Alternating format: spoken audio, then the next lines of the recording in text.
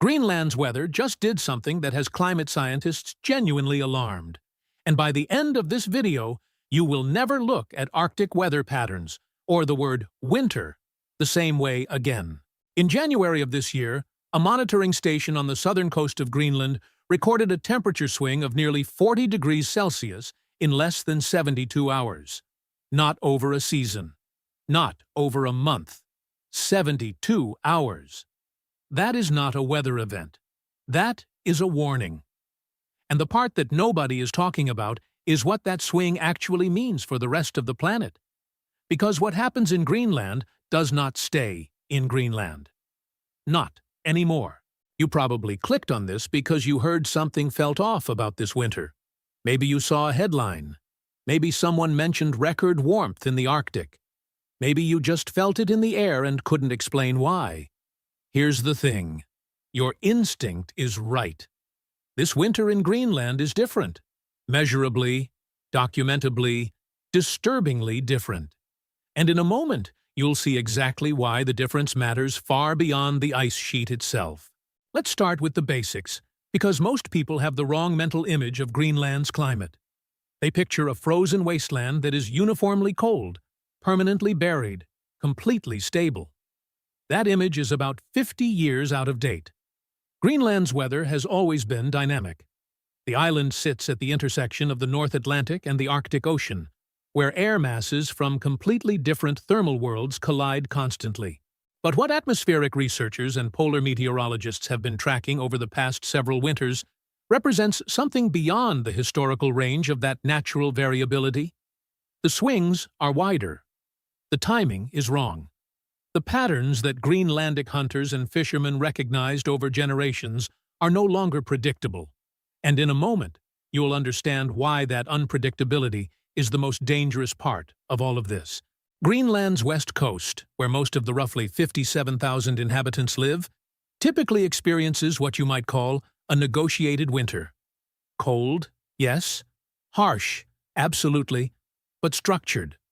Temperatures drop in a recognizable rhythm. Sea ice forms along the fjords in a sequence that local communities have adapted to over centuries, and storms arrive from known directions in known patterns. This winter disrupted that negotiation entirely. Warm, moisture-laden air masses pushed north from the Atlantic with unusual persistence and unusual intensity, something atmospheric scientists refer to as warm air intrusions into the high Arctic. These intrusions are not new, but their frequency and their depth, how far north they penetrate, how long they linger, have increased sharply in recent years. This winter, several of those events stacked on top of each other in ways that the historical record does not reflect. Here's where it starts getting genuinely strange. In areas of northwest Greenland, temperatures during certain events this winter climbed to values that would be considered mild for late autumn in northern Europe, above freezing, in the Arctic, in January, for days at a time. And then, almost without warning, the cold returned, violently. That oscillation, warm intrusion, brutal cold snap, warm intrusion again, is not something the local ecosystem, the sea ice, the permafrost layer, or the communities living on that landscape were built to handle repeatedly inside a single season. Ice that forms and then partially melts and then refreezes does not behave the same way as ice that forms once and holds. It becomes structurally compromised, unpredictable, dangerous. If you enjoy these deep dives into geography, climate, and the hidden stories of extreme places, consider subscribing. There's a lot more where this came from. Now, here's the part that very few mainstream outlets have connected clearly. The rapid weather swings Greenland is experiencing this winter are not isolated events. They are symptoms of a much larger disruption in how the Arctic atmosphere is organized. For decades, the polar vortex, a massive circulation of frigid air that spins above the Arctic, acted as a kind of atmospheric wall, keeping the coldest air locked in the far north and the warmer southern air masses largely separated. When that vortex is strong and stable, Arctic weather stays in the Arctic.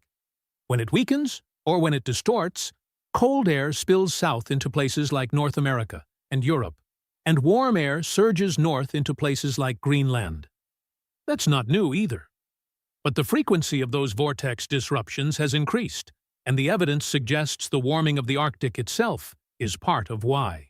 As the temperature difference between the Arctic and the mid-latitudes shrinks, because the Arctic is warming roughly 3 to 4 times faster than the global average, the pressure gradient that keeps the vortex tight and disciplined weakens. The wall gets leaky. And in a moment, you'll see what a leaky wall means for people actually living on the ice. The communities most immediately affected are the Inuit settlements scattered across Greenland's coastline, particularly in the north and northwest. These are places where the relationship with seasonal ice is not recreational or aesthetic. It is survival infrastructure. Dog sled travel across sea ice fishing, the timing of hunting seasons for marine mammals. All of it depends on ice that behaves predictably. When temperatures spike above freezing in January and then crash back to extreme cold within days, that ice becomes treacherous in ways that experienced hunters may never have encountered before. Reports from communities in the Connaught region suggest that travel routes considered safe for generations have become unreliable within a single season. Elders describe conditions they have no vocabulary for, because those conditions did not exist in their experience or in the oral histories passed down to them. That is not a metaphor. That is a civilization losing its environmental map in real time. Now for the part that connects all of this to a global scale. And this is where the story gets genuinely alarming. Greenland holds approximately 10% of the world's total fresh water, locked in its ice sheet. The ice sheet does not respond to a single warm day. It responds to accumulated thermal stress over time. But the weather swings this winter are accelerating a process that researchers have been watching with increasing concern. Surface melt events in winter. Normally, surface melt on the Greenland ice sheet is a summer phenomenon. In recent years, and particularly this winter, episodes of above-freezing temperatures have triggered limited surface melting even during the polar night. That melt refreezes, yes, but it refreezes as a denser, harder ice layer that changes how the ice sheet moves, how meltwater drains through it during summer, and how stable its edges remain. The ice sheet is essentially being rewired from the inside by these repeated temperature extremes. Some glaciologists suggest, cautiously and with appropriate scientific uncertainty, that the acceleration of outlet glaciers along Greenland's coasts may be connected to these changing surface conditions. The Jakobshavn Glacier on the west coast and the Helheim Glacier on the east coast are among the fastest-moving glaciers on Earth. If the internal dynamics of the ice sheet are shifting due to repeated freeze-thaw cycles at the surface, the long-term contribution to global sea level rise could outpace current projections. That matters for every coastal city on the planet, every delta, every port, every low-lying nation. But here's the twist that almost nobody frames correctly when they talk about Greenland's climate. The rapid weather swings are not just a symptom of warming. They are, paradoxically, a consequence of the Arctic becoming more volatile as it warms. A colder, more stable Arctic produces more predictable weather, even if that weather is extreme. A warmer, more energetic Arctic produces wild oscillations, more swings, more extremes on both ends. So, the question of whether this winter is evidence of warming is, in some ways, the wrong question. The right question is, why is the atmospheric system itself becoming less stable? And the answer that climate researchers keep arriving at involves a feedback loop that, once fully activated, is extraordinarily difficult to slow down. Warmer Arctic, weaker vortex, more intrusions, more surface disruption, more melt and refreeze cycles, more energy released into the atmosphere, weaker vortex again. The cycle feeds itself. And in a moment, you'll understand what this means for the timeline that scientists are actually discussing behind closed doors. The diplomatic and strategic dimensions of this shift are being quietly tracked by governments that rarely discuss climate science publicly but are very aggressively planning for its consequences. Greenland's position as a geopolitical prize, with its mineral resources, its rare earth deposits, its strategic Arctic location straddling the North Atlantic shipping lanes, becomes considerably more significant as climate change opens routes and exposes resources that were previously locked under stable ice. A more volatile Greenland climate, paradoxically, accelerates the geopolitical competition over the island's future. Nations are not waiting to see what happens. They are positioning for what they believe will happen. The infrastructure investments, the research stations, the quiet diplomatic overtures, all of it is indexed to a future in which Greenland's weather is fundamentally different from what it was even 20 years ago. The myth worth dismantling here is that Greenland's climate story is simple, that it is just cold, that it is just far away, that it is just melting gradually like ice in a glass of water. None of that is accurate.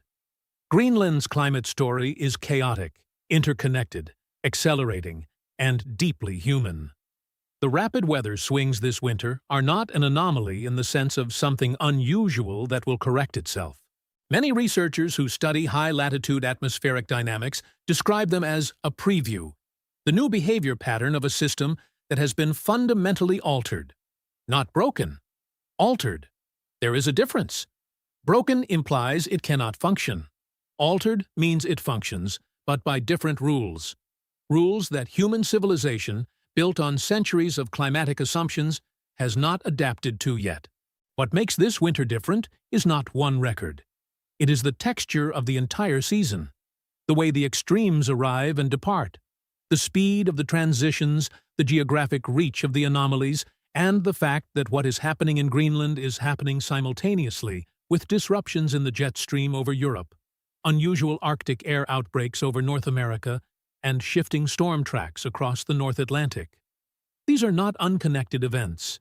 They are expressions of the same underlying reorganization of how the atmosphere moves heat around the planet. Greenland is not a distant news story, it is a signal. The question is whether we are paying attention to what it is actually saying, or whether we are still reading yesterday's weather map. By now, you have a picture of this that most people never get. The rapid swings, the human cost, the ice sheet consequences, the feedback loops, the geopolitical undercurrents, and the deeper atmospheric reorganization driving all of it. This is not the story of a place getting colder or warmer in a straight line.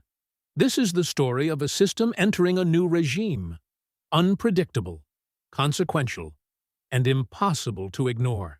If this video gave you a clearer picture of what is actually happening at the top of the world, leave a like. It helps enormously. Subscribe if you want more content that goes deeper than the headlines. Drop a comment below answering this. Do you think Greenland will become more important to global politics in the next 20 years? There is no wrong answer, and the conversation down there is always worth reading. The link to explore more is in the description. Stay curious.